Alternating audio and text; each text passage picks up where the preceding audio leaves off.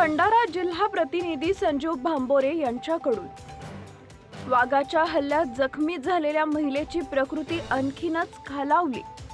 भंडारा जिल्हा साकोली तालुक्यात बांपेवाडा उमरझरी जंगलात झाला हा हल्ला। वन विभागाच्या बेजबाबदार कर्मचाऱ्यांमुळेच सदर महिलेवर वाघाचा हल्ला। माजी जिल्हा परिषद सदस्य नेपाल रंगारी यांचा केला वन विभागाच्या कर्मचारी अधिकाऱ्यांवर गंभीर आरोप। तर संतप्त नातेवाईक व नागरिकांनी साकोली तिरोडा मार्गावर केला रास्ता रोको। नाही आम्हाला इथून लिहून घ्यायचं आहे, तुम्ही लिहून देणार आहात? बोला ना, काय म्हणणं काल ज्या बाईला वाघाने खाल्ला, वाघाने पकडल्यानंतर तिला उपजिल्हा रुग्णालयात घेऊन गेले। उपजिल्हा रुग्णालयात आम्ही स्वतः होतो। तिथं गेल्यानंतर त्यांनी सांगितलं की आम्ही एक प्रोव्हिजन आहे आणि जखमी लोकांना 5 लाखापर्यंत खर्च करता येतो। तुम्ही वाईल्ड लाईफमध्ये आहात, तुम्हाला त्या बाबतीत माहीत आहे। तर त्यांनी सांगितलं आम्ही प्रायव्हेट दवाखान्यात घेऊन जातो। मग आम्ही घरी गेलो आपापल्या, तुमच्यासारखे लोक आले, तुम्ही आता सांगितलं मी प्रतिनिधी म्हणून आली आहे आणि मी ते सांगायचं, तसेच त्यांनी आम्हाला सांगितलं। सांगितल्यानंतर आम्ही घरी आलो, त्यांनी गव्हर्नमेंट हॉस्पिटलमध्ये घेऊन गेले। गव्हर्नमेंट हॉस्पिटलमध्ये नेल्यानंतर तिची प्रकृती अजून खालावली। आज तिला पॅरालिसिसचा अटॅक आला, म्हणजे काही नस कटली असेल, काही त्यानं प्रायव्हेट दवाखान्यात घेऊन गेले असते तर हा विषय आला नसता। धनविजयसोबत बोललो, धनविजयनी सांगितलं की आम्ही प्रायव्हेट दवाखान्यात नेतो। पहिला मुद्दा आहे आमचा की धनविजयच्या हलगर्जीपणामुळे झाला, त्याला पहिला सस्पेंड करायचा। पहिला मुद्दा तुम्ही लिहित असाल तर लिहा आणि ते आम्हाला लिहून द्या। एक एक मुद्दा तुम्हाला सांगतो। हे तुमचा वाईल्ड लाईफमध्ये हा तुमच्याकडे हे गेट आहे, गेट तुमच्याकडे आहे, हा जंगल पण तुमच्याकडे आहे। हा जंगल आमच्या बापाचा आहे। सांगायचा उद्देश असा की तलावसुद्धा आमच्या बापाची आहेत त्या काळापासून। आत्ता वाईल्ड लाईफ नंतर आला तुमचा। आमची शेती जंगला लगत आहे। आम्ही रात्रीच्या वेळेस म्हणा दिवसाच्या वेळेस हार्वेस्टर न्यायचे, आमच्या ट्रॅक्टर न्यायचे, तुम्ही आम्हाला अडवता। रात्री आम्ही ज्यावेळेस रात्रीच्या वेळेस पूर्ण ते आमच्या मका वगैरे काटल्यानंतर हार्वेस्टर आणायचा, तुम्ही अडवता। आम्ही दुसऱ्या रस्त्याने आणायचा का? म्हणून गावातल्या लोकांनी जसा नाका असते तर गावातल्या लोकांना त्या पासेसवर फ्री असते, तशासारखं तुम्हाला लिहून द्यायचं आहे की गावातल्या लोकांना आम्ही रात्री अडवणार नाही वाहन न्यायसाठी। हा दुसरा मुद्दा आहे। पहिला मुद्दा समजला, धनविजयला सस्पेंड करायचा आहे। त्याच्यानंतर हा दुसरा मुद्दा आहे की यांना नेऊन द्यायचा आहे आणि जोपर्यंत ती बाई त्या प्रायव्हेट दवाखान्यात ॲडमिट होणार नाही, अजूनही 8 वाजताची गोष्ट आहे। प्रवीण ढोले आरोहा इथला, त्याच्यासोबत माझी बोलणी झाली। तो म्हणाला की तुम्ही कोटेशन नंतर पाठवा, गरीब लोक ते आपल्या जवळचे कुठचे खर्च करतील, तर कोटेशन पाठवा। असा तुमच्या GR मध्ये आहे का की कोटेशन पाठवल्यानंतर तुम्ही आपल्या जवळचे पहिले खिशातले खर्च करा? तुम्ही करा, तुम्ही गव्हर्नमेंट सर्वंट आहात, तुम्हाला काही झालं तर तुम्ही आपल्या खिशातले खर्च करा, नंतर तुमचा मेडिकल क्लेम बनतो। आमचा मेडिकल क्लेम बनायचा विषय असतो का? आणि म्हणून त्यांनी तो करायला पाहिजे। जर काल हा विषय झाला असता तर हा एवढा विषय आज वाढला नसता। आणि म्हणून आज 8 वाजतापासून ते सरकारी दवाखान्यातून नागपूरला हलवत आहेत। बोरकर साहेब सांगत आहेत, विसापुरे साहेब सांगत आहेत, 8 वाजतापासून ते निघाले, ते निघत आहेत, ते प्रोसेस सुरू आहे। रेफर करताना एवढी प्रोसेस लागत नाही। आम्ही सुद्धा काही पेशंट बघितलेले आहेत आणि हलवलेले आहेत। ज्याच्या घरचा जीव जातो ना मॅडम, त्या माणसाला समजते किती त्रास होतो म्हणून। आणि म्हणून तो जीव आता त्यांच्या घरी लग्न आहे, 8-15 दिवसात त्याच्या मुलाचा लग्न आहे आणि मुलाचा लग्न असून समजा त्या बाईला वाघाने खाल्ला आणि आम्ही म्हणतो की आम्ही फॉरेस्टवाले जर ती जबाबदारी घेत नसेल।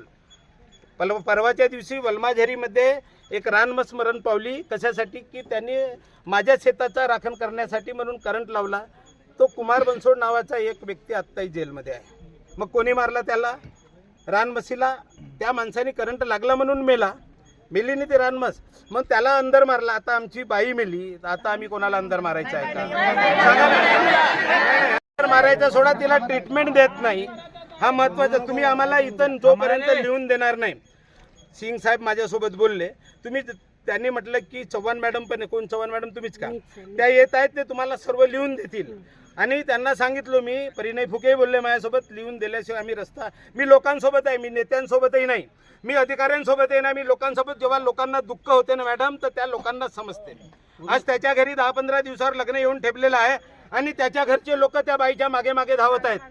अशी परिस्थिती आहे, कोणी कोणाचा होत नाही। आणि म्हणून त्यांच्या मागण्या ह्या ज्या आमच्या मागण्या आहेत। दुसरा एक विषय आहे मॅडम, दुसरा एक विषय आहे की 570 रुपयाचा वाउचर। ह्या बाया ज्या कामावर जातात, 570 रुपयाचा वाउचर, त्या वाउचरवर त्यांच्याकडून सही होते आणि त्या बाया आहेत तिथं त्यांना 300 रुपये तुम्ही रोजी देता. हे इथला हा अन्याय कशासाठी? 300 रुपये रोजी देता. हा जो कोणी कर्मचारी करत असेल तो हा कर्मचारी पाटील म्हणून कोणीतरी आहे, त्याला तुझ्या सुद्धा सस्पेंड केल्याशिवाय आम्ही हा रस्ता सोडणार नाही. तुम्ही लिहून द्यायचं आहे, तुम्ही लिहून द्यायचं आहे सर.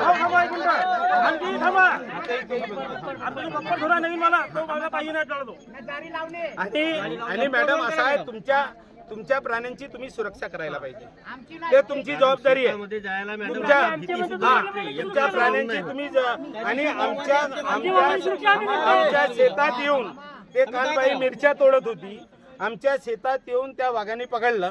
8 दिवसाच्या आधी ही घटना झाली. वसंत मेश्राम नावाच्या व्यक्तीला जेव्हा खाल्ला त्यावेळेस ही तुमची जबाबदारी होती डिपार्टमेंटची की त्याला पिंजरा टाकून त्या ठिकाणी आम्ही व्हिडिओ पण व्हायरल केलेला आहे. रस्त्यावर वाघ आलेला आहे, रात्री फिरत आहे, व्हिडिओ काढलाय, तरी कोणी फॉरेस्टवाले काही जबाबदारी घ्यायला तयार नाही. आणि पिंजराला त्यांनी त्याच ठिकाणी ट्रॅप कॅमेरे लावले, त्या कॅमेरामध्ये सुद्धा दिसला की ती वाघीण त्याच ठिकाणी आहे. जर पिंजरा लावला असता तर ही घटना घडली नसती. त्या बाईला आज नाही का मरणागती जावा लागला नसता. आज ती मरणाच्या वाटेवर आहे आणि आम्ही म्हणतो की तिला मरू द्या, आम्हाला काय करायचं आहे. हे तुमचे कर्मचारी धनविजय सारखे बोलतात. आणि म्हणून तुम्ही प्रतिनिधी म्हणून आले असाल, तुम्ही आम्हाला लिहून द्या. मी आता सांगितलं, तुम्ही लिहून दिल्याशिवाय आम्ही रस्ता रोखणार नाही. आम्ही इथं झोपायला तयार आहोत, इथं उपाशी राहायला तयार आहोत, आम्ही 24 तास बसायला तयार आहोत. आम्हाला काही फरक पडत नाही. तुम्ही आपल्या घरी गेले तरी आम्हाला काही फरक नाही. आम्ही इथं आम्हाला जर पोलीसवाल्यांनी अंदर मारायचं असेल तर आम्ही सर्व लोक आजही अंदर व्हायला तयार आहोत. पूर्ण लोक अंदर व्हायला तयार आहोत. आणि जर आता एक आवाज केला तर सर्व 5-6 गावचे लोक, हा 10 गावचे पंचक्रोशीतले लोक, मी तुम्हाला सांगतो 10 मिनिटात हजारो लोक इथं तयार होते. तुम्हाला जेवढी कुमक पोलीसवाल्यांची बोलवायची आहे तुम्ही तेवढी बोलवू शकता.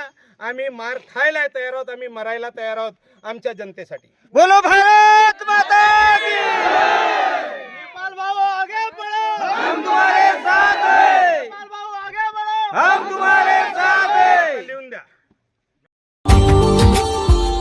Subscribe now and press the bell icon. Never miss an update.